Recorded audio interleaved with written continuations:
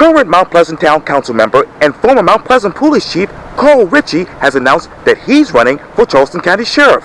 I talked one-on-one with Carl about his campaign for sheriff for this edition of Quintin's Close-Ups. And if you haven't already, subscribe to my YouTube channel and like Quintin's Close-Ups on Facebook. Chief Carl Ritchie. Yes, sir. How are you? I'm doing great. Welcome back to Quintin's Close-Ups. Thank you. Always a pleasure. Likewise. And this is my first time meeting you in person. We've done a few Zoom things and conversations. Yes, sir. And speaking of conversations, obviously you're a big topic here in the Low Country right now, because a couple months ago you actually announced that you're going to run for Charleston County Sheriff. Yes, sir. Let me take you back to WCB. They said this: Mount Pleasant's former police chief and now current Mount Pleasant Town Councilman Carl Ritchie announced that he's running to become the next Charleston County Sheriff. Obviously, you bring 33 years of law enforcement experience to this particular position.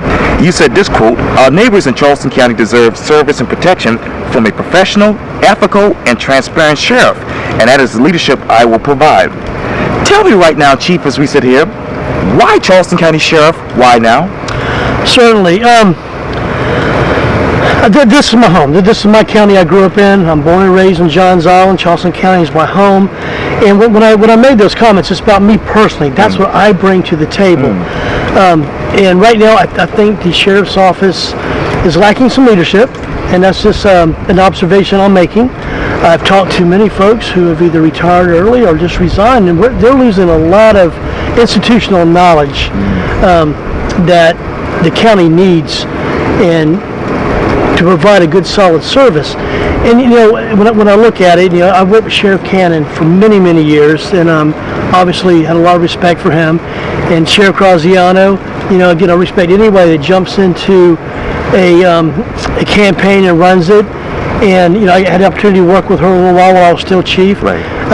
But when I start looking at it, and I hear from my community looking for a different type of leader, and they're looking for somebody that has my leadership style, one that, like you said, for over 33 years as a civilian, but I've got 37 years when you add my military time in, and now as counsel, I'm pushing the 40-year mark, where I've learned how to successfully provide professional public safety to all of Charleston County and all of our residents, and I think my track record speaks for itself. You know, I kept Mount Pleasant safe. We were regularly listed as one of the top 5 safest cities in the United States, and that's not by accident. That's through proactive, good, solid policing. You know, I dealt with the pandemic fairly and handled it without being overbearing like some jurisdictions did. We dealt with civil unrest, and I think everybody knows how I handled that. The night of the riots, I protected Mount Pleasant that night and made sure that those who wanted to protest lawfully got a chance to be heard, but those that were intending on destroying property and harming people, you know, I stepped up, and Mount Pleasant was the first to take some action to start stopping those kind of issues, even downtown. But you fast forward to a few weeks later, when we still had groups that wanted to be heard. We had folks that wanted to protest, and I sat down with those groups and said, I'm happy to do it, because you have a First Amendment right to do it peacefully and within the law. And I've proven that I'm able to cross all lines, whether it be political lines, socioeconomic lines, fill in the blank. I seem to be able to speak to everyone. I may not agree with you, but I'm going to respect you. And that's the kind of leadership that I want to bring to Charleston County, and I want to bring to our citizens who deserve good, solid public safety. Since Sheriff Graziano has been their chief, how many people have actually retired or just decided to go altogether? Again, I have respect for it. I don't know all the exact numbers. You know, you hear tearing from the inside. You know, you have over 100 jailers that they're missing. I heard a number just the other day, road deputies, they're down, you know, anywhere around 40 road deputies, which is not good. You really need those folks to be on the road, to be able to be proactive and answer those calls. And I believe that's, law enforcement in general is having issues maintaining staffing. But when you don't have a leader you trust, and unfortunately I think a lot of that's happening internally with the county, that you're going to lose officers. I've had several reach out to me and and saying, when I become Charleston County Sheriff, they want to come back. And staffing is going to be important. How exactly is this staff shortage affecting public safety in Charleston County, Chief? Well, fortunately, a lot of Charleston County is incorporated. North Charleston, Mount Pleasant, Charleston City. Right. So, they can handle those calls and they handle their jurisdictions. I can tell you, even when I was police chief still, that we would always help Charleston County when they were short on deputies east, and I know the other jurisdictions help them. So that's happening. Our agencies all work very good together, very closely together. So I know that when they're short, if Sheriff Graziano, if she's reaching out to these agencies, they're helping. They're not going to not help her out. And she'd be the same way. I know if there was something that was going on, if she had the staffing, she would help. So. And of course, when I just spoke with her a couple of weeks ago and hope to get her on Quintin's close-ups to talk about what's going on with the sheriff's office and her re-election bid, of course. But let me ask you this, Chief. How ethical and transparent is the sheriff's office today? I think you'd have to ask them that, to be honest with you. That's a question I can't answer. I can only answer how ethical and transparent I am and that I'm going to be. So that's a question for her and her staff. What is the morale right now at Charleston County Sheriff's? And again, I can only speak from those I'm hearing from. Yes, sir. That are either still there or they have left, and there's concern about morale. When you have seasoned deputies and command staff folks who are either retiring early or resigning and going to other agencies, you have to look internally and ask yourself, why is this happening? Again, I think that's a question you'd have to ask them and get that answer. And Chief, I know that obviously you talk about the lack of deputies that they have right now. How has that actually affected response times in your mind? I've had the opportunity to meet with many community groups since running, and I've talked to them, and that is a concern. Again, I don't have times in front of me, but I know that I've talked to several residents who said they have reached out and called for assistance, and it's taken a while to get somebody there. And under my leadership, and that's what I want to talk about, is how I would impact things. I'm going to ensure that deputies are assigned based on data-driven policing, which means what are your calls for service? What are your response times? How many deputies do you actually need in an area to effectively and efficiently respond to these calls? What I don't want to see anymore is a deputy from, let's say, McClellanville having to go to Edista or to back another one up. Those deputies need to be in those areas and have enough of them working in that area so when there is a call for service, they're there. They're there immediately. But that also speaks about the proactiveness. If you've got deputies who are assigned to those areas, and I'm not talking just for a week or two, you assign them for 9 months, a year, where they get to know that community that they are policing, they can be proactive, they can reduce crime, their response times would be great, and it'd be safe for them, because when the deputies having to drive so fast to get to a call, we've seen the tragedies already happen as a result of that.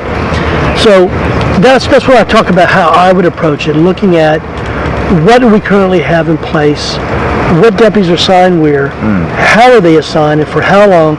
And I would like Ms. Smith, who lives in Hollywood, South Carolina, know her deputy, and be able to pick the phone up and know that Deputy Jones is my deputy. I can call him or her and say, well, I got this issue going on. Can you come by and talk to me about it? Or that deputy's working in that area, in a long-term capacity. They're going to take ownership and take pride, which I know a lot of, I'm going to say all the line-level deputies, the ones that are working, the men and women who wake up every single morning and put their uniform on or go in the evening.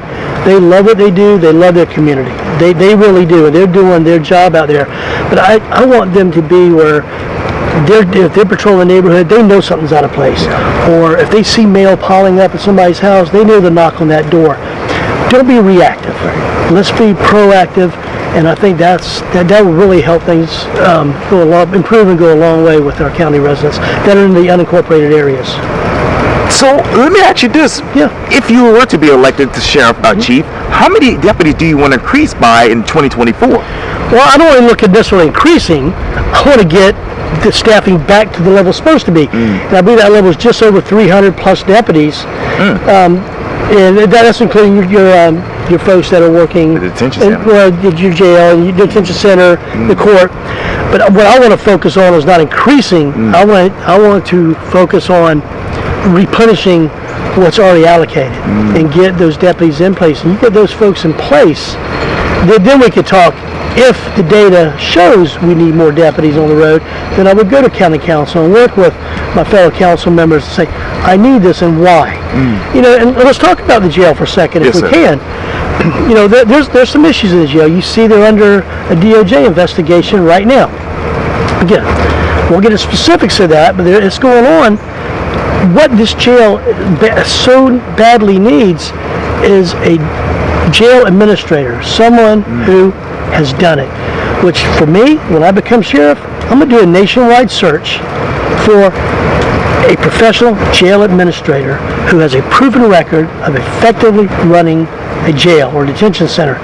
Because right now, if somebody gets assigned to the jail, they may or may not have the experience, whoever's in charge of it, and they have to learn. And I know they're trying to learn it and figure it out. We don't need to be learning on the fly. We need to have somebody in there who has already got the experience that could come in here and say, Sheriff, this is what we need to do to improve. And then my job is then to go to county council and say, this is what we need to improve for safety of those that are incarcerated, and ask for the money to do it if need be. So that's one of the things I want to do. And I'll tell you something else I really want to do. Yes, sir. With the jail. You know, right now when there's a medical emergency, I know they got some staff in there. Sure. Okay. We all know across the board, Charleston County EMS, they're running call to call. I talked to any of those folks. They're short like most places are. So right now, if you've got a detention professional who comes across one of the incarcerated persons that are having some type of medical emergency, well, the process, call central control, then get on the radio, call dispatch, have EMS dispatch to you. We got a lot of time there. I would love to see, once we get staffing up, identify enough of those detention professionals to become certified paramedics or EMTs. So when they are working, they have enough on each shift. So when they're working and a medical emergency is happening, yes, you still got to go through the protocol, still got to notify EMS, but you've got somebody who immediately can provide that life-saving stabilization until we can get them transported. We can save lives. There's no question about it. And until that time, Chief, what resources can they use right now? Well, just like right now, it's EMS. You know, and of course, I know they've got I think some medical staff that works in the jail. But you need more than what's in there. There's no question about that. So, and again, Charleston County EMS, they're fantastic people. You know, when they get there, when they respond and get there, they'll handle the situation. So those things are in place. I'm talking about adding that extra piece. Yes, sir. For that extra layer of when you get there, when you're the first one on the scene, you don't have to sit there and go, oh my God. I'm sure they have basic first aid. You should have. But you're standing there not able to get to that next level to provide that life-saving steps. Mount Pleasant, again, I'll refer because that's where I grew up. That's who trained me, other than North Charleston PD before I went to Mount Pleasant. I think about our fire department, our paramedic units that we have. We have paramedic units that can get to a scene before EMS stabilize a patient. We can't transport, but stabilize. And that's what I'm thinking about for our jail staff. Give those folks that can stabilize that person who's incarcerated, because yes, you may be in jail for a reason, but you should feel safe and you should be taken care of if something happens to you and there's a medical emergency. So I'd like to see that happen under my watch. And Chief, I know we can't talk too much about the details because it's still an ongoing investigation, but let me ask you, what else in your mind should be investigated when it comes to this detention center?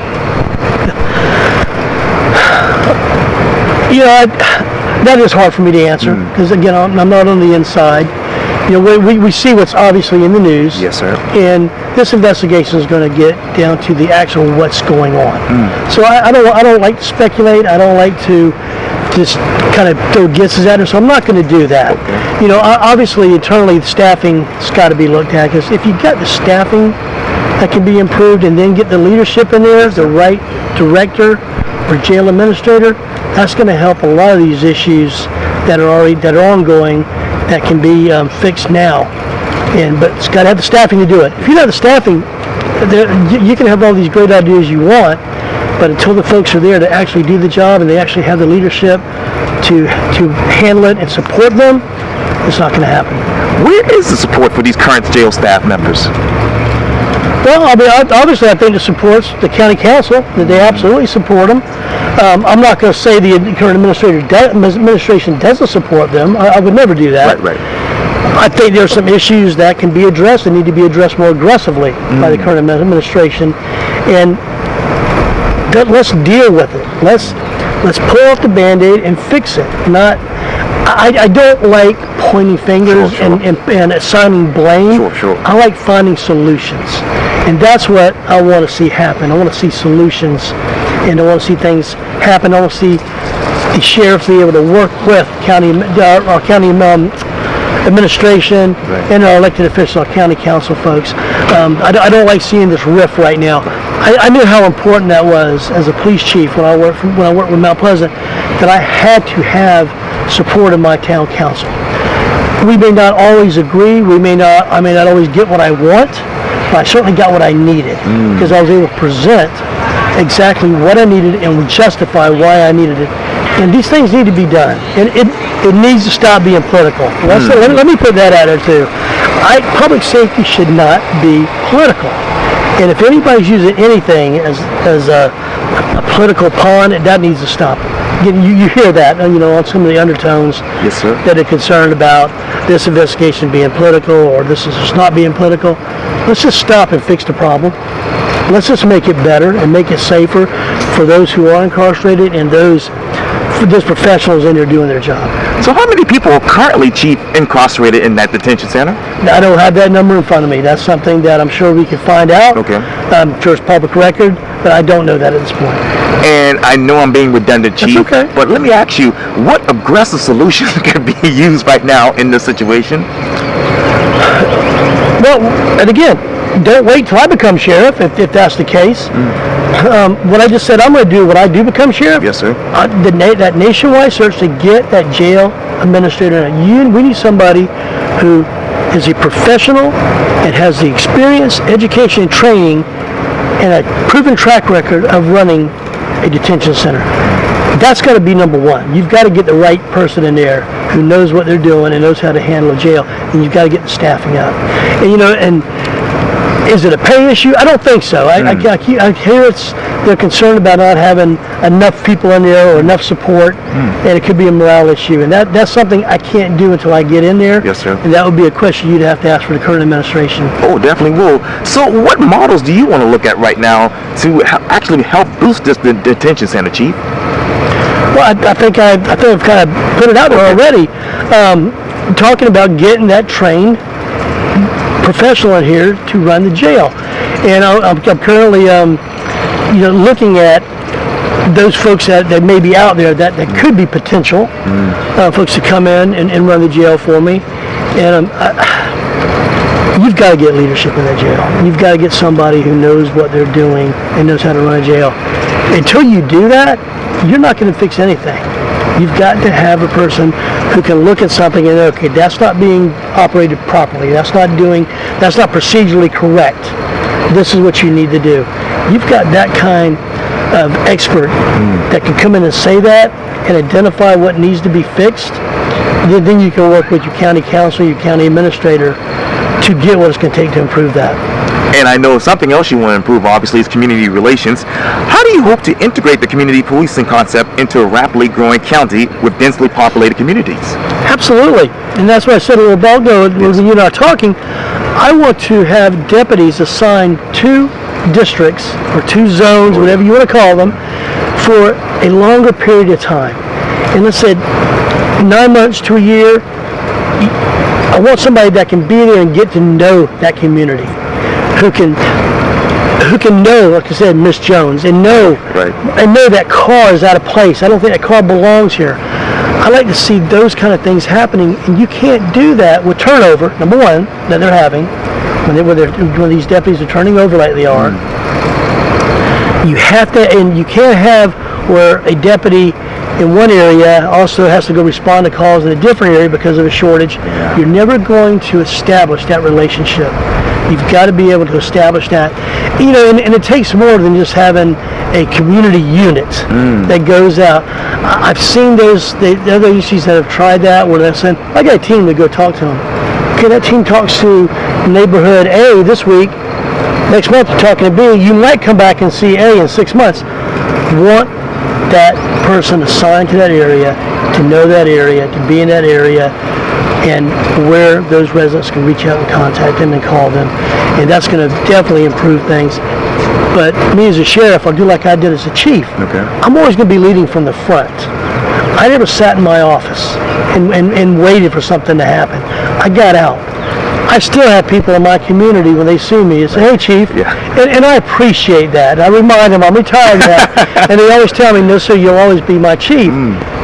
And I feel so good about that when I hear that, because that means, okay, I've done something right. I've treated that person who is homeless with the same respect I just gave that person who's in the $4 million home. And that, and if you, as a sheriff or as a chief, are doing that, your deputies and police officers are watching you. You're modeling that behavior, and they will do exactly what you're doing. And they will say, okay, that's the way I'm supposed to be behaving as a public safety professional. I see our chief, I see our sheriff out there doing these things. I'm going to do it because that's what he or she expects. So I'm gonna have to model that behavior, and just like I'm doing now when I go to these community meetings, I'm in front of these people, I'm talking to these people, I'm giving them as honest answers as I can. And like you've asked me several things today I didn't have the answer to, I bet you I'll go back and research and find out what it was. There you go. That's how I do things. And Chief, I know this is probably a little premature because obviously you're still in the early stages of running for sheriff. But when you talk to the community today, what are they saying? What is their feedback about the Charleston County Sheriff's Office? I think they're as concerned as the deputies they talk to, because quite frankly, when they're hearing from a deputy spouse, a significant other, a family member, concerned about what's going on, that's a ripple effect. That makes the community concerned. It concerns the community when they haven't seen a cruiser go by in a while. You know, that's important for them, that peace of mind. I may not need you today, but I see you. And you see me. And I know you're in our community. Same with the jail staff. I had a wife of one of the jailers approach me several months ago and heard I was running and introduced herself. She goes, I'm so glad because I'm scared for my husband. I don't want to keep hearing those type of things, that she's afraid for his safety while he's working. And I can only speak for me. When I get in, the safety of all of those that are working for the sheriff's office is paramount. If you're not safe and you're not given the tools and the support you need to be safe, I'm going to make sure you have that. Or if you've got some of them, if you need more, we're going to reinforce what you've already got and make sure you have what you need. And until that happens, you're going to, the community is going to still be a little more concerned. And you know, when you see whichever way it falls, okay? But, you know, it's an investigation. It's still got a lot of fact finding, let's be honest, okay? When you see these tragic accidents that our deputies or police officers are involved in when they've hit a car, responding to whatever, and someone dies, those things cause a lot of concern and distrust from your community. You've got that, and that's where you've got to have people in place so you're not having to go from one side of the county to the other side in order to respond to a call. And I won't let anybody tell me that doesn't happen, because I saw it firsthand again when I was chief of police, where the deputies working east, sometimes there'd be one, sometimes there'd be none, and it could be because they got tied up in another call somewhere or they were at the jail, where we would say, we need assistance, will you do it? And I said, absolutely, we're on our way. We would never let a deputy be alone on a call for service, especially a hot call, or we call, you know, a call where there was danger. We're going. And we handle many calls for them, and that's still going on. And you have to understand, there's a lot of unincorporated areas that the county actually pays for other agencies to police. Mount Pleasant polices many of county areas that are not in Mount Pleasant. They provide the police services because they just don't have the right, even if the staffing's there, you've got to have the right application of that staffing. And it's got to be data driven, like I talked about. It's got to be calls for service, response times. You got to know who you have, where, and when. And that's going to help your community feel better about your sheriff's office when they're seeing these things happen. So, I can't get in everybody's head and help them, even our citizens, why you feel the way you do. But you look at those little things like that that make me go, what's going on? Or when you hear from folks internally, well, what's going on? Or you hear from the ones who resigned, why are you leaving? It's concerning. I mean, when I had folks that would leave Mount Pleasant, I'd always bring them in and say, hey, why are you leaving? What can we do better? A lot of times they were moving on to another career, or they were leaving the state. We had a few that just weren't happy, and I understand that. But that's so important too. How do you sit down with the deputies that are currently still working and meet with them first and say, what's working, what's not working, what can we do to improve your job experience? And you improve that, that's going to improve the experience that's in this delivery service to the community and to the residents in these unincorporated areas. I've always been an open line of communication guy. Yes, sir. And again, I'm running based on what I can do for the county, not from what somebody's not necessarily not doing. So please understand that. Right. I know my track record. Right. I know what I've done. And I felt the calling to come back because when I got out and when I retired, it came on the heels of a lot of things, the pandemic, civil unrest, and I needed a little time. Of course, I didn't take much time. 6 months later, I'm on town council because Quintin, I've got a desire to serve. Yes, I have a servant's heart. There's no question about that. I'm a man of faith. Yes. I don't hide that.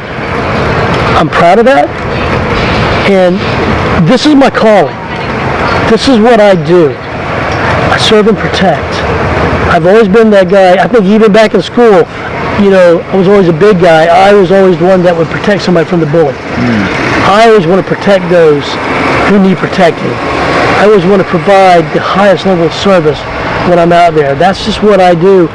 That's why I'm in this. When I've had enough people that live in the county who've reached out to me and said, Chief, we need you back. We want you back. Wow. Okay, there's got to be something to that. Prayed about it. My wife and I sat down and talked about it. And it's the right thing. At the right time. And I'm the right person. And Chief, where exactly in the county that needs help and protection from crime and people right now? Well, I mean, any of the unincorporated areas, you want to have that presence. Yeah. I mean, go out to Hollywood, Young's Island, those areas, McClellanville, Allendale. Yes. John's on. They're all subject to crime that could happen. Yeah. So, do I have an area I'm gonna throw a blanket over? And say, oh my gosh, this place is out of control. No, but deputies need to be in there to identify any the criminal issues going on, whether it's the smallest crime to the homicides, the shootings, the drugs that are going on. You've got to address them, and even that smallest issue. There's a theory called the broken windows theory. That if a community ignores something, like if that broken window of a car, next week the wheels are gone. Next week the hood's gone. I want to be able to get in these areas that are, to my mind, are being underserved right now, and find those small things to help get that community safer. And because if you got a community that sees their law enforcement there, and law enforcement sees these small issues, how can we fix them? How can we work with our community? That's going to gain trust, which we need so badly. Now we can start working on the bigger issues. Okay. And I found out through my career, a lot of times I've met with communities where I want to talk to them about drug issues, and the first thing out of their mouth was, well, we have a drainage problem first. And I'm sitting back as the chief, or then I think I was a lieutenant, but then I said, drainage? They said, yeah, well, right now we care about that. So I need deputies to understand that it's not just the criminal stuff you're looking for. It's quality of life sometime, that we are the first person they see. We're who they want to talk to. They're who we trust. Yes. And if you can reach out to me and say, I have a drainage problem, Yeah. then that deputy can get the supervisor or themselves contact Charleston County Public Works. Oh, yeah. They clear that ditch. Yes. Guess what happened when I did it at Mount Pleasant? My phone started ringing. Now let me tell you about the drug issue. Let me tell you who's doing it Yep. in my community. Gain trust. And then you're showing them you care. Compassion's got to be with law enforcement. And again, I think I've been firm with dealing with different groups. You know, when I was chief, even when I said we talked about that group that won the protest 2 weeks after the riots downtown, I sat down with them and I said, here's what's going to make you successful today. We're not going to be breaking things. Right. And we're not going to be stopping traffic. Right. And I said, I recognize you can say things I want to hear and don't agree with, but you have a right to do that. You do all these things, you're going to be heard. And we're going to make sure you're safe and back. I said, but I also said, here's the things that will make this go the wrong way. You can wind up in jail. If you stop my traffic, you're breaking windows, you're damaging property, you're hurting somebody. But there's your transparency I talk about. That was me sitting there being transparent with them. They were transparent with me. And it was successful. And I showed compassion. Compassion is not weakness. And we got some folks that think that may be the case. Again, look at how you treat someone. That's how they're going to respond back to you a lot of the times. And I think that's something I also bring to the table. No nonsense. Very firm. I'm going to protect my community, but I'm also going to protect your rights. And Chief, forgive me, and I hate to do this today. I'm probably asking you a lot of redundant questions. That's okay.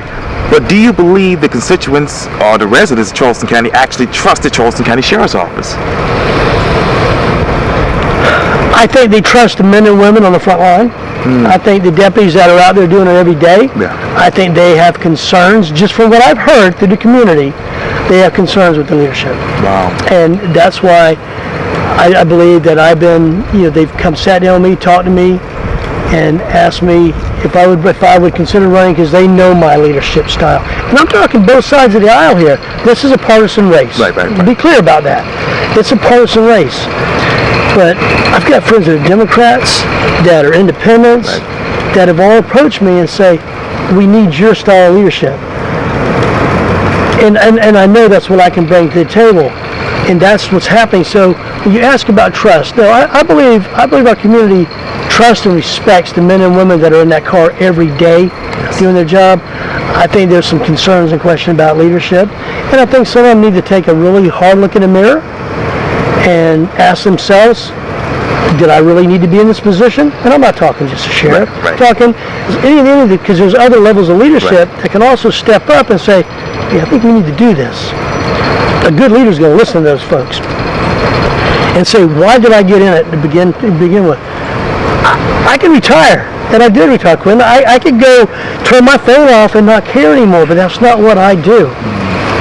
I do care, and I care about the men and women, those road deputies, those detectives, those specialized units who get up every single day and don't know if they're coming back home.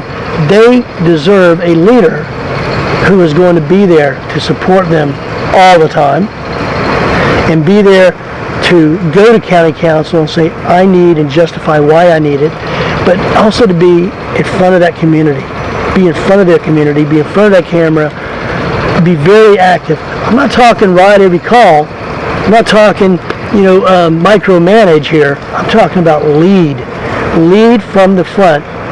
Whatever